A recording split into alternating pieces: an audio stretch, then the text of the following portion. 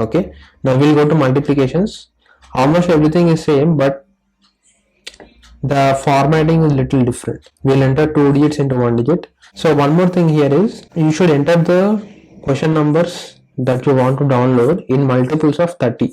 So what are that? 30, 60, 90, 120. You should enter in this format only.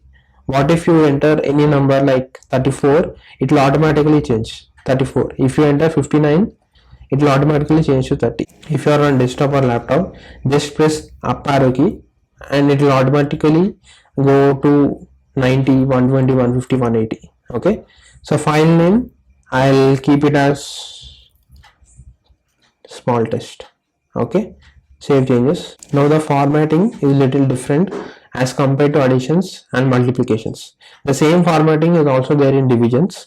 You will see 30 questions in each table and 10 questions in each column. Okay, so you'll also see question numbers, but here this time the question numbers are not prefixed with q underscore.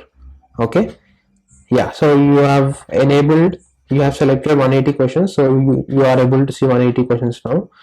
Now we'll try to download PDF. So I'll temporarily disable this and print each table in new page. I'll disable this and download. Now you will see like this. So the PDF will be in this way. Take a printout of this and write all the answers. And what if you want to check the answers? It's easy. Just download answers now and open here. Now you will see all the answers. So this is in PDF. Now we'll download only CSV and see what happens. Download questions. If you are on MacBook, so there is a small problem here.